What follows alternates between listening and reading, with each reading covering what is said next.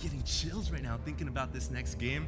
Zerg versus Terran is our forte, man, and we'll just have to see what Trimaster is going to do to win this next battle. Otherwise, he's knocked down to the bracket below, which means he's only one game away from elimination. Well, I mean, I don't think that there was anything wrong with Trimaster's approach to the game necessarily. He had a very good build order. I liked his initial timing push with the combat shield Marines in conjunction with the siege tanks. It just didn't work out for him, and Spanishiwa had enough units to hold off that first push, and then caught him with that counter. Now both players have spawned on Shakura's plateau. Trimaster is the green Terran in the bottom right-hand corner. Spanishiwa is going to be the yellow Zerg at the top left-hand corner. Make some noise, guys, for these two players. Yeah. All right, so on that last map, that Marine tank push, really effective on Xel'Naga Fortress because it's such a close map.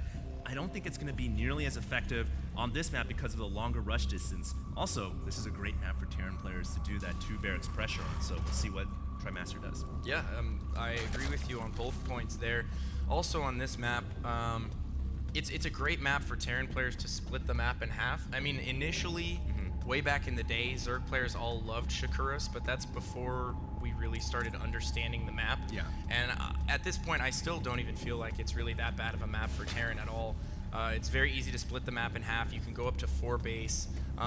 You just have to make sure that you're managing the Zerg properly. You can't just let them run out of control, get up to 5 base, 5 gas, and start getting all those high-tech units. What Ping User's talking about, ladies and gentlemen, is the tank position in the middle of the map. This is a great spot for tanks to be at. It basically chokes off the Zerg from ever running any ground units over to the Terran side. And at the late game, it can definitely be a situation for Zerg players to deal with.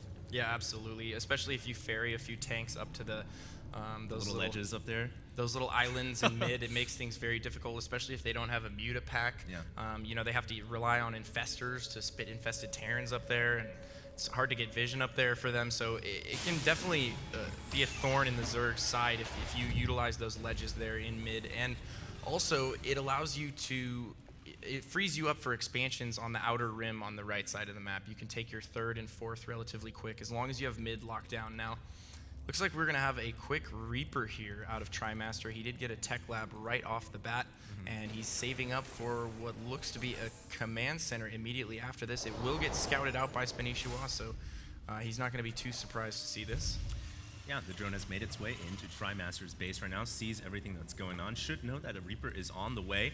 Spanishiwa did open up with the 15 hatch, so he's gone for the most economical opening for the Zerg player that's possible. And with them both spawning on the cross spawn, I would not be surprised to see a very late macro game here between these two guys. It's certainly a possibility. It really just depends on what sort of build orders they have prepared for one another. Now, the first Reaper is going to come out here and pick off that scouting drone from Spanishiwa. He's also going to drop that command center on the low ground, it looks like, and then head out cross map to scout with this Reaper. He also has a second Reaper queued up here. So he's going to be harassing with 2 Reapers, probably from multiple angles. Going to try and get in there and get some scouting information. But, you know, I really have never seen this opener do that much damage, and you're investing quite a bit of early game gas in those 2 Reapers, and more often than not, it just doesn't pay off. There is one location where the Reapers can hide at the natural. They can hop down from that cliff down to that little bushy crevice of Shakura's plateau. It's actually a pretty good spot for Reapers to be at, but the Reaper goes down right there to 2 Zerglings.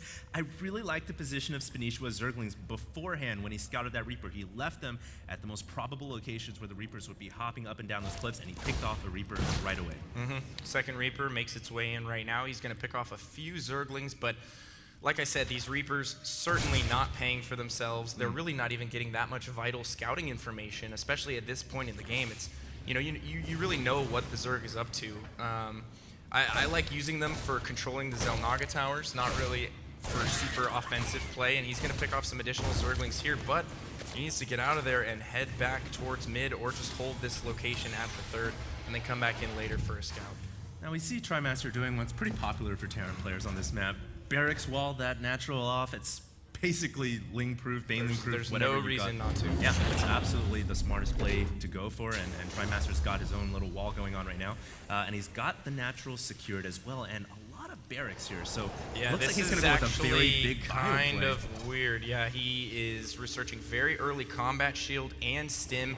He's pumping Marines off of 5 Raxes, 2 of which have tech labs researching upgrades. So what he's essentially done here is he's syncing up combat shield and stim to finish around roughly the same time, and he's just going to pump out a ton of Marines. He's actually supply blocked really hard right now. He's going to be stuck at 38 for quite some time.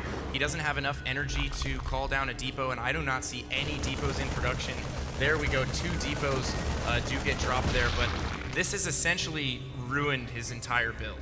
He's not going to be able to produce units for, I mean, it was already 30 seconds before he dropped those 2 depots. It's going to be an additional 40 seconds after that. We see him building 3 depots right now, but that really, really hurts, especially with an early game aggressive build that he was trying to go with. Now, I remember talking to Spanishiwa backstage about this. He was really concerned about Trimaster's 2-base mass Marine Marauder push. It's something that he's very worried and concerned about, and I think that's why he got that Baneling Nest before Lair. He has not even gotten the Lair, and then traditionally going into Baneling Nest. He gets that right away. He's getting +1 weapons on his Zerglings and Banelings as well.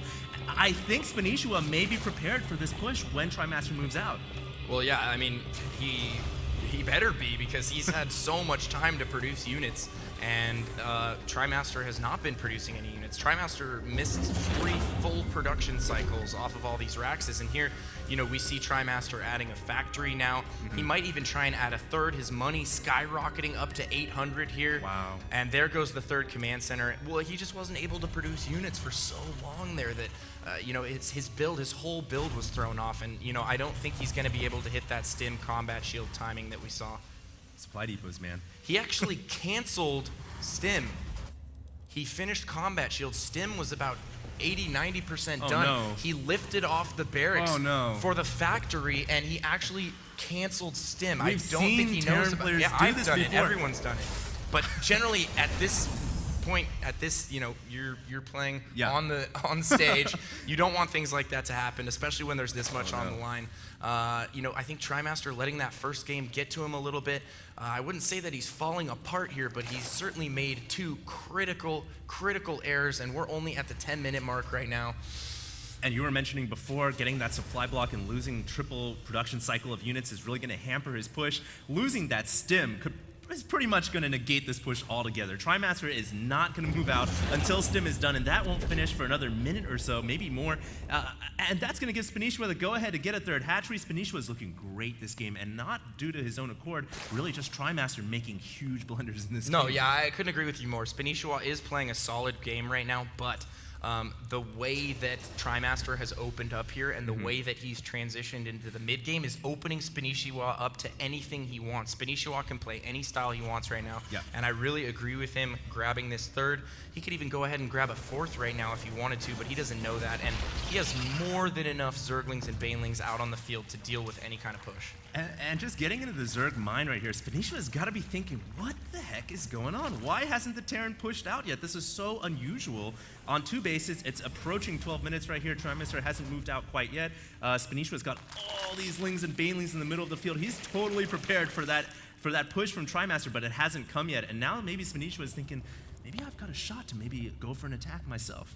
Yeah, I mean, he certainly may. First drop is headed out right now, but it is going to cross paths with an Overlord that is freshly pooping some creep in the bottom middle of the map, and he's actually not going to drop those Marines and take... Okay, yeah, he is going to take out that Overlord, but Spanishiwa knows the drop is coming now. He knows where to position his units. It's probably not going to do any damage, and Trimaster is just so bottled up right now. He has no presence on the map. He hasn't taken either of the Xel'Naga towers this entire game.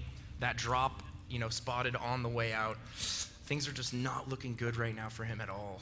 Now, one thing, though, that I would have to say looks good for Trimaster, actually, is the fact that Spanishiwa wasn't droning up that entire time, and he could have capitalized on Trimaster's mistakes by droning.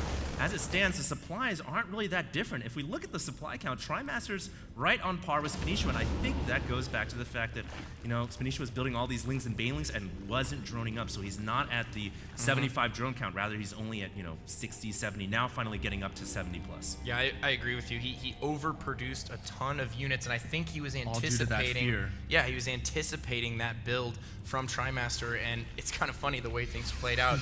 Might actually work to Trimaster's favor that he messed all those things up in the early game, but Nice save right there. nice indeed. Picks those Marines up. They're all in the deep, deep red, so he's going to have to pull out. He's not going to be able to heal those up. Now, the thing that Trimaster has been doing very well is he's really been focusing on his infrastructure. He already has that armory, both engineering bays going. He's getting +2/+2 right now, so he's certainly stayed on par with upgrades.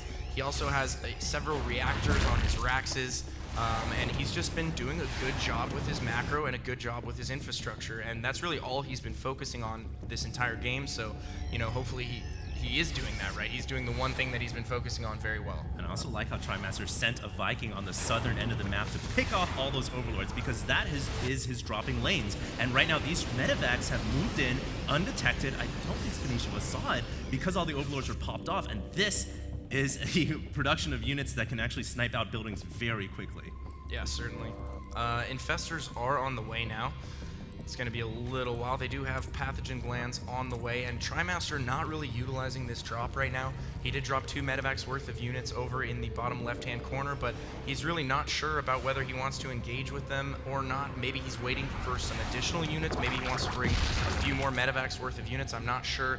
He could also be waiting to push out at the same time, create a distraction, and then go in with the units from the back and actually start to drop. But Trimaster still hasn't taken his third. Man. Just now heading down there to grab that third. Look how many Marines we got here just chilling at the natural. When Trimaster moves out, he's going to have a pretty significant force. And like you said before, Trimaster's macro is really what's been keeping him in the game, man. Even though he's on 2 base, he has been producing like a boss, and now he's moving out with this dreaded Terran ball. And is Spanishiwa prepared for this? He doesn't have any mutas on the field at all, completely relying on his old school Ling Infestor style. And we'll just have to see if this is going to work post-patch. Yep. And oh, there we go. Trimaster actually utilizing some SimCitying this game. He's going to go ahead and extend that wall at the bottom of the ramp. Could add a few more buildings there and then push through the middle of the map across the bottom, and it would actually give him a very nice setup. He could also kill those rocks over by his third and try and take the bottom middle expansion. I think that would be his safest option for a fourth. Spanishiwa running in there, but he gets a scout on that command center. Look at the Banelings near the Zelnaga tower. If he can bait... Oh, the tail end of that scan actually There's a scan that's going to see that. So he will see those. Very good scan right there from Trimaster. And he's pushing his way across mid right now, and I don't know if Spanishiwa is 100% ready for this. He's just now morphing last-minute Banelings, and there we go. He scouts out the drop in the bottom left-hand corner. Trimaster picks that up, and he's actually sending it all the way back around to relatively the same location. Yeah, he may actually go for a drop at the natural, but I really like how Spanishiwa ran in there, tried to bait the Marines into those burrowed Banelings at the tower, but Trimaster was all over that, man. He's too intelligent for that. And look at the tanks! He's positioned them on that plateau above. This is a great spot for those tanks. And the Infestors do not have Neural Parasite. They can use the Infested Terrans to take out those siege tanks, and it looks like Spanishiwa's gonna do just that, burrowing a couple of Infestors, gonna get in range. Is he gonna drop the Infested Terrans? He doesn't have sight of the high ground, so he can't even do that. He's going to grab the Zelnaga, it looks like, and try and get sight of the high ground. This is so risky. We already saw Trimaster scan on top of his tanks once, just in the event something like this was going on. I was wondering why he scanned on top of his tanks earlier, but now it makes perfect sense. He was actually anticipating the Infestors moving in burrowed. If he does that again, he could kill quite a few Infestors here. Pain User, this is such a tense situation. There are very tenuous Infestors waiting under these Marines, ready to pop out and vomit, pop out and spit out some Infested Terrans.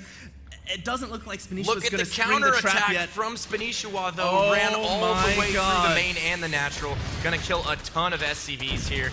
Trimaster, once again, not completing his SimCity. No bunkers to slow down that eventual push of the Lings. And, you know, you've got to be ready for this kind of stuff in the late game against an accomplished Zerg. Of course he's going to go for counterattacks. Of course he's going to go for run-bys. Oh, my God. But Trimaster doing a counterattack of his own, picks off the Hive in the main. That is a huge building to take out, and both players just going at it right now at each other's bases. I don't know who's ahead right now after both players taking significant losses, but if you look at that production chat, Spanishiwa way ahead in the drone count. Yeah, both players still relatively even. You know, Trimaster did just lose all of those SCVs. Gonna lose some more here at the third. Beautiful fungals going down right there. But the medevac's coming in to save the SCVs at the last second. Yeah, a few of them do get saved there. He is also probably going to lose these 4 infestors, assuming Trimaster brings some units over here. He's actually not using stim, interestingly enough. I don't think he has enough medevacs right now to really support stimming his entire army there. Now, Spanishiwa, with all of this play, all these little attacks on the side, has really bought himself time to get out these mighty Ultralisks on the field. And look at the banked resources that Spanishiwa's got. He can make a billion Zerglings on command. With Ultra Ling, maybe some Baneley Infestor support as well, I really think Spanishiwa can crush through Trimaster's army. And the long-term aspect, Spanishiwa has a lot more drones. Well, you know, Trimaster certainly has quite a few tanks in a very good position here. He also has a nice little trust fund of his own. He's only behind by 400 right now. He's at 3.6k. If he can secure this position at the 4th and snipes that Ultralisk Cavern, very well done right there. That was important. And oh my god, Spanishiwa going for the full-on counterattack here, circumventing those tanks entirely. And those units are all stuck up there. Trimaster cannot get those units down. That is so much supply invested in a static location. None of those units are going to be in this next huge fight, so Trimaster is just working with his bio at the 3rd right now. That's all he has, and here we go. It looks like Spanishiwa might be willing to commit here. I don't know. He's scouting things out with the infestors. A scan goes down. Ready and waiting. EMP goes down on all the infestors. But the infestors still have a lot of energy. They've been banking that for the whole game. They're going to launch a bunch of bundles, hitting all the Marines, and the Bailey's running in there, cleaning the house. It looks like Spanishiwa doing a lot of damage here, but the Sim City of Trimaster may be enough to hold on. Look at that nook and cranny. The Marines are waiting in. So intelligent right there by Trimaster to drop all those Raxes right at the last second, filtering all those Zerglings through that tight little choke. And he has relocated the units that were originally stuck up there with medevacs. He's taken out the 4th. He now can take out the 5th. And I think Trimaster is actually in a pretty good situation right here. He's held off this entire attack. He's stifled the economy of Spanishiwa. And what an amazing comeback. Way to keep your head on your shoulders and really just work yourself back into a game that you were considerably far behind in. Now, the thing is, the economy of Spanishiwa still way overpowers Trimaster, and Trimaster doesn't really have any mining expansions. There's not really that many SCVs there. This orbit command center is being denied by a burrowed Zergling, and Spanishiwa is putting his bank resources to work right now, man. He's going to produce so many units. And yes, Spanishiwa lost some bases here or there, but the power of the Zerg is having hatcheries all over the map, and you know that's a little bit of a redundancy factor. If you lose one hatchery here, you've got plenty more to go to. I agree. I think that Trimaster definitely needs to push and do a lot of damage here. He has the opportunity to drop a ton of units up here on this this other plateau, and it looks like that's exactly what he's going to do. Going to siege some tanks up there, picks off a few infestors, and now it's really up to Trimaster to make some moves here. He has to do some damage, and he's certainly going to be able to hold off this counterattack. Great positioning with the buildings there, but he also needs to get his 4th up and running. Like you said, he doesn't have very many SCVs right now, only 21. He's actually not producing more SCVs, so Trimaster not really showing any intention to get back in this game in a macro sense. He's just going to starve Spanishiwa out, continue to get cost effective with his army, which is exactly what he's been doing all game long.